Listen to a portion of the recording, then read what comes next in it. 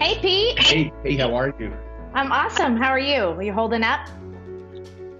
Yeah, I'm good. Okay. Good. All right, you guys. Well, I am so stoked to have Pete Vargas here on the SweetLife Entrepreneur Podcast. Let me tell you, I first met Pete in person this past spring in Colorado Springs. And you guys know me. I don't attend a lot of events. And I went to this event with this open heart and open mind because I really wanted to impact more people with speaking. And when I sat down in this guy, this beautiful man with this teeny tiny baby walks on stage, and we were at this business event. I knew it was going to be a really special weekend, and everything that we're talking about today on the show, everything that Pete is going to share with you are all the things that I was exposed to this past spring here in Colorado. And I'm just so honored to bring Pete Vargas on the show. Pete, thanks so much for being here. Tell everybody a little bit about you, who you are, what you do. Yeah, I'm excited to be here. Thanks for having me. Yeah, I'm Pete Vargas. I believe that stages are the fastest way to grow your business. I absolutely believe that. They've been around for 2,000 years. They're not going anywhere. There's no algorithm that changes with them. They have been here for 2,000 years. They will continue to be here for the next 2,000 years. And I believe enough people just aren't doing stages correctly, yet they have a very powerful, I know your listeners, they have very powerful messages to take out into this world and change people's lives, change businesses. And so I'm passionate about stages, love stages. I don't love stages more than I love my family, but man, it would be number two. I'm married to my wife, Kim. We've got three beautiful kids that I keep saying three. We have four. Oh my God. We have four beautiful kids. We recently adopted I'm so backwards.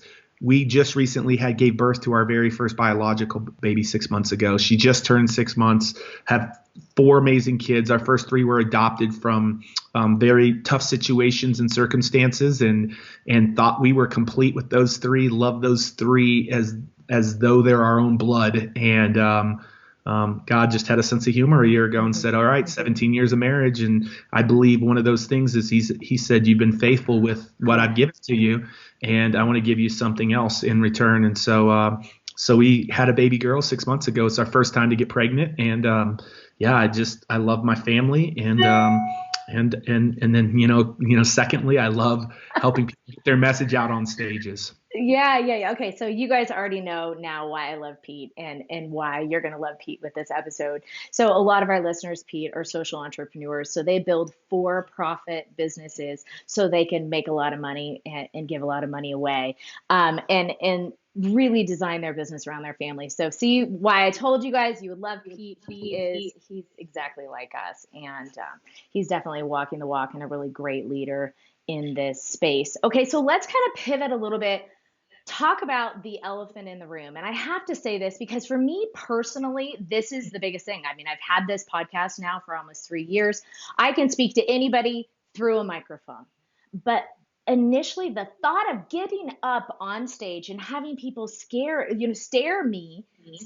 me, like paralyzed me for so long. And I think so many people have this big message in their heart they want to share, and they're scared to do it. Is that your experience being the expert and leading people through stages, or what do you say to that? Yeah, I think that there are people afraid of it, but I think there are people who just don't understand it well either. I think a lot of people think you have to be a professional speaker to go out and speak and get paid keynote fees, and then be a road warrior and go from stage to stage and lose your family, lose your health, lose your everything. Literally, I've seen it time in and time out. I've had so many friends call me that we're on the road 250 days a year and they're burnt out. And that's not what I see as speaking. Anybody, unless you're in a season of life where you want to travel the world and you don't have kids and you're traveling with you just want to travel the world, then that model makes sense. That makes sense. But I advocate for stages to be a way to grow your business and get your message out there. And so one of the cool things about that is, some people have a fear of it, but I think some people's fear of it is not understanding it well. So one of the reasons a lot of people that we work with that are really, really big names in the industry have avoided it is because they thought they had to design 10 talks and create a new talk every single time they went out on a stage. And, tomorrow I'm giving a talk, and it's the same talk that I built 3 years ago, and I've just up leveled it and made it better. So that to me is what that's one of the big misconceptions. Like, put the creative energy in at one time, get really, really comfortable with that talk, and you will see your fear of stages begin to dissipate, because you've got it's not memory, because you still put heart and feeling into it, but it's like you now know this talk. And so, yeah, a lot of people would rather be the body in the corpse in the tomb than the person giving the eulogy. Right. Which is crazy to me. You would rather be in there dead than the person giving the eulogy on stage. Like, I heard someone put that a couple of weeks ago. I'm like, oh my gosh, it's not okay. And how we shift that, it's pretty simple. A couple of things. Number one, determine that we're going to get one talk dialed in. Not 5, not 10, not 20, one. You get comfortable with one, it becomes really, really powerful. Number two, have a pregame routine number two, practice that talk low stakes.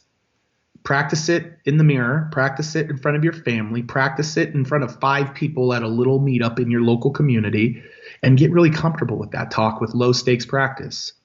And now all of a sudden, I promise you, get practice with it, low stakes, go deliver it in front of a local crowd of 5 people, and watch. You'll land more clients from that 5 or 10 people than you do in a lot of your marketing initiatives right now in your business by practicing to a small crowd. Number 3, have a pregame routine before you ever get on stage. And by the way, low stakes will become high stakes. Like, you will begin to be like, wow, I got 5 or 10. Let's get 50 to 100. Let's get 1,000 to 2,000. And then before you know it, I was on a stage of 30,000 people last January, when 3 years ago I was barely on a stage of 12 people. So pretty crazy. Have a pregame routine. Like, here's what I do in my pregame routine.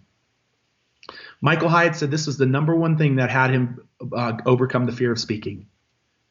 He stopped thinking about all of his fears and worries and get out of his head.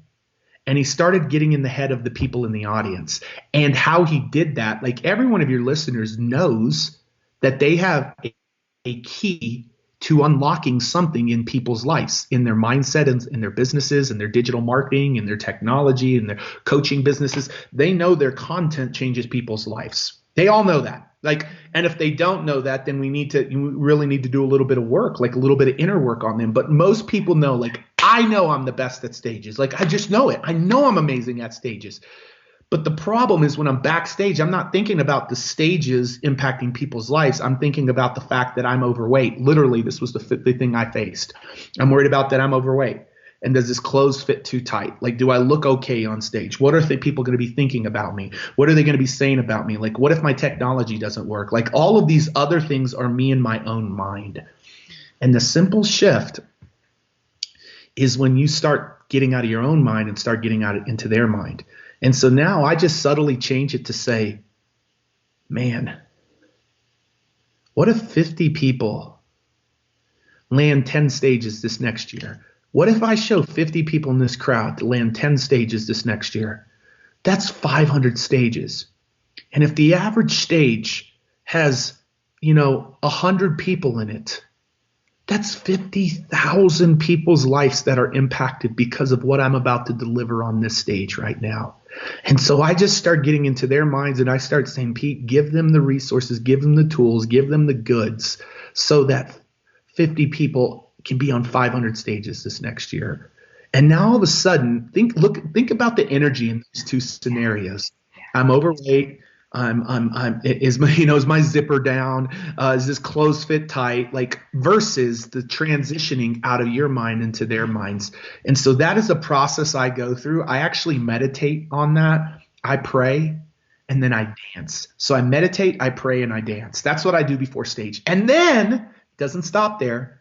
Then when you get on stage, you find someone on the left, on the right, and in the middle, and you talk to them as though you're having a one-on-one conversation. Look over here and find this person. Look over here and find this person. And look over here and find this person.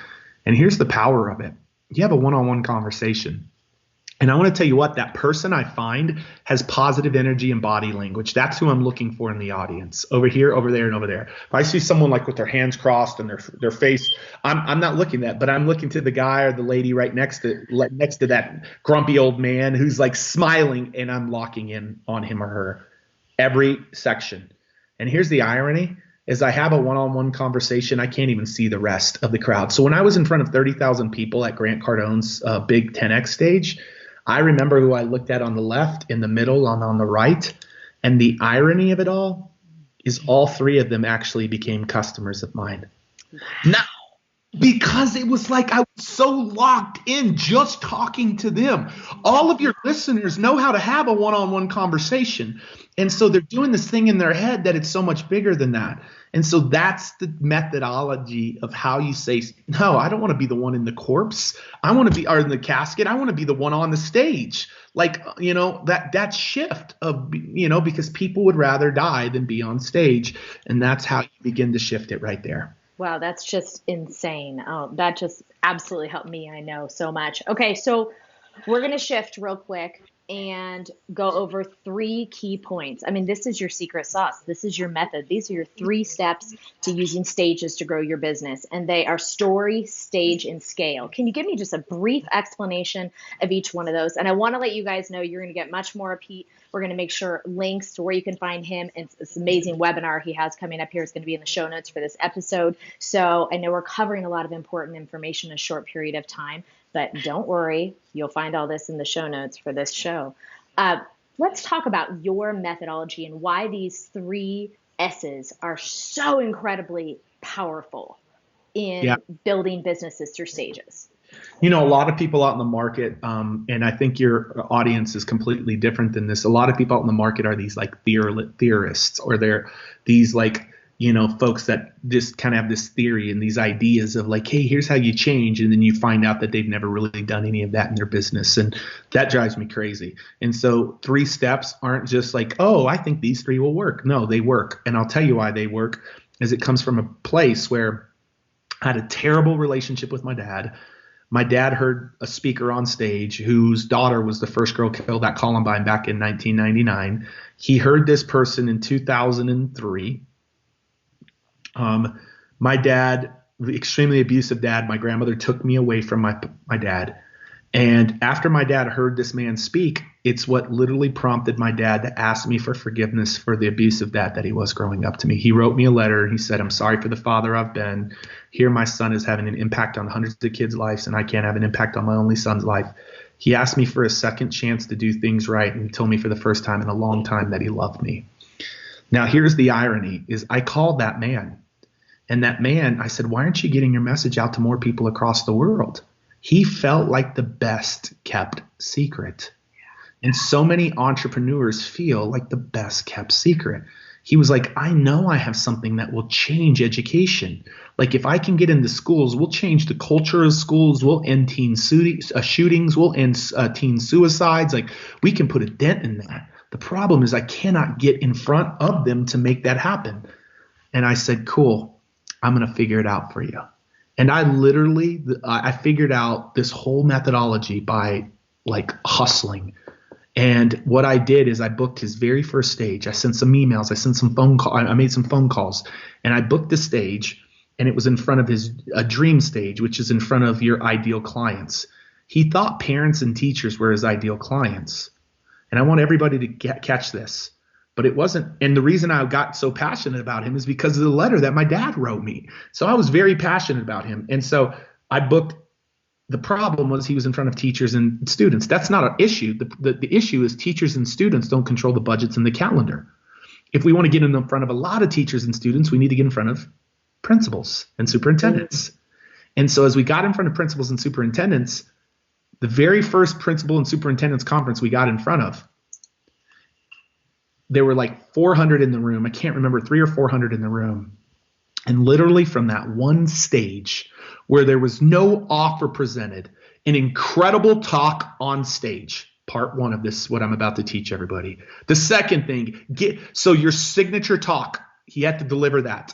The second thing he had to have was a stage which was this stage. And the third thing that he had to have is scale past the stage, meaning attract customers into your business. And so he got on that stage. He gave away a free gift. 90% of the audience gave us their information.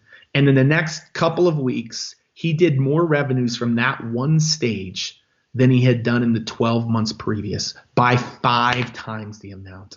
The 12 months previous, he had only done $52,000. And a lot of your listeners might feel like, man, that's where I'm at, like maybe 50, 60, 70, 80,000.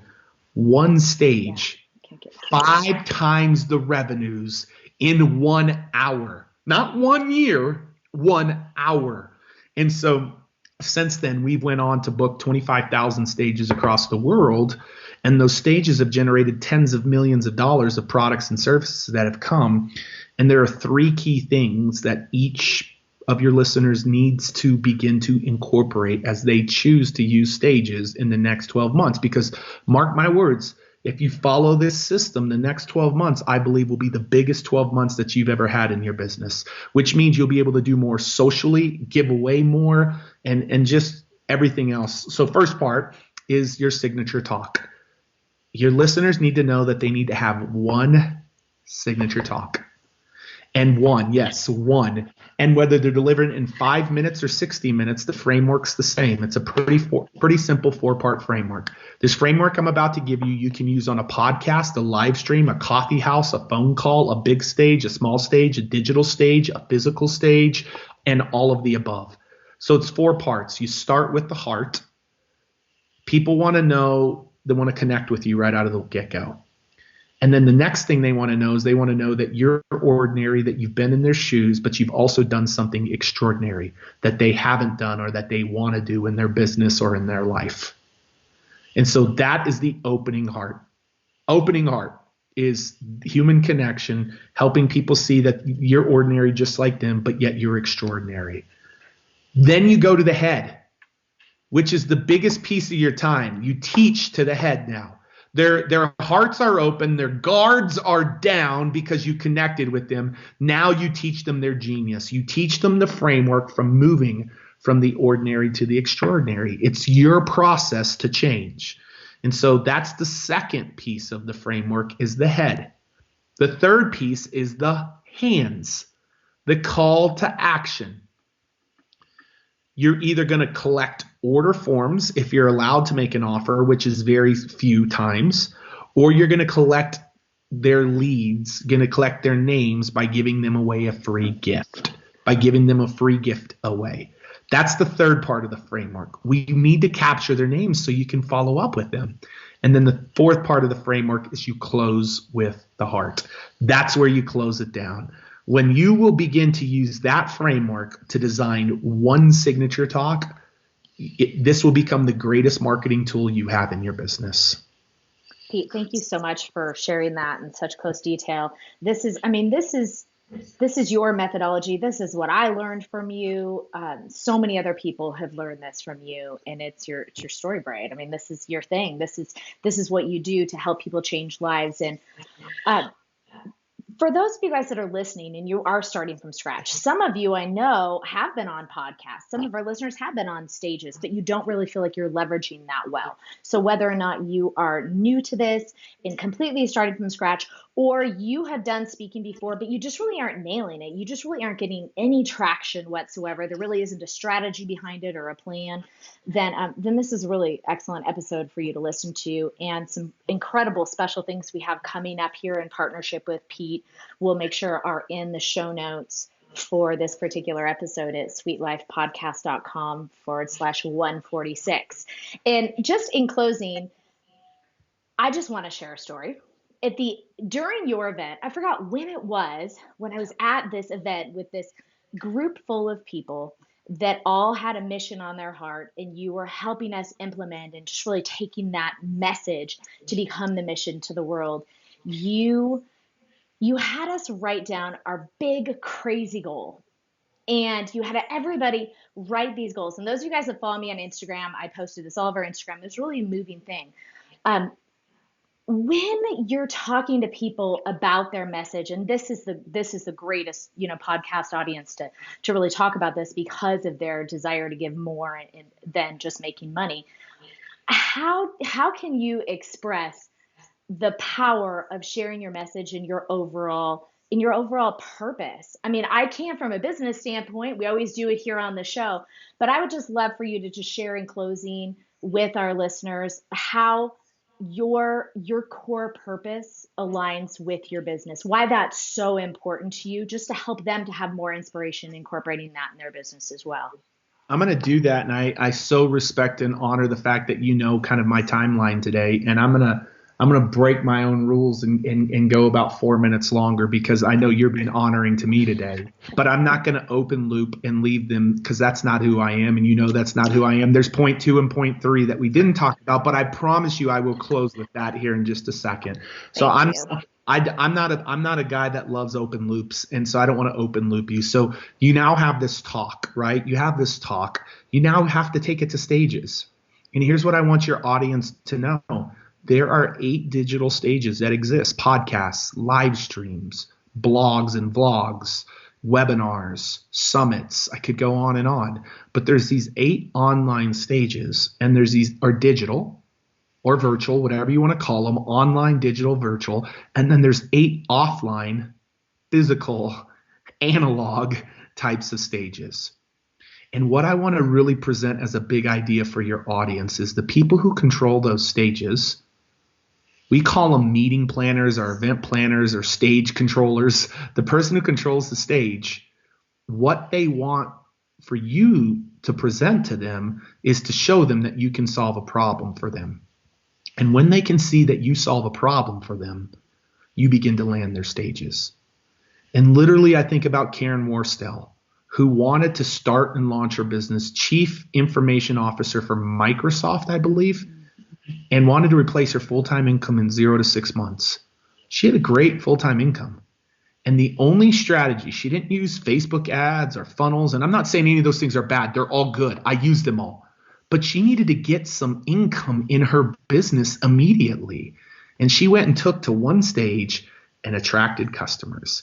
And so what I really want to encourage your audience to know is the second part of, now that you have this talk with this framework, take it to podcasts, take it to webinars, take it to local stages, take it to live streams, take it to breakouts, take it to big rooms, small stages, take it everywhere. But there are so many stages out there, and don't worry, what you're linking to, we're going to give them 1,000 stages that are categorized by niche and industry. We've done all the work. So all they have to do is go take those stages, find the ones, circle 3 that are their dream stages, and begin to show them how you can solve a problem, which then leads to the third and final piece of it, which is, okay, I've got a great talk, Pete.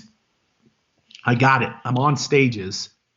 But in order to make sure that you're not a road warrior, let's now make sure that we attract customers after the stage. How do you do that? You give a free gift away. And the free gift is something that can be consumed in less than 15 minutes. And it gets the people a quick win in their life. Get them a quick win in their life. Get them a quick win in their life. They're not going to read your book or look at your 120 slides. They're just not. They're going to get something. So I think about some of the greatest quick wins I've gotten in my life. Somebody showed me how to have a better understanding of in 5 minutes or less, how I could really understand what's going on in my kids' world around technology, pop culture, and multimedia. I was like 5 minutes or less a week, and I can know what's going on in my kids' world. Done. Signed up for that baby.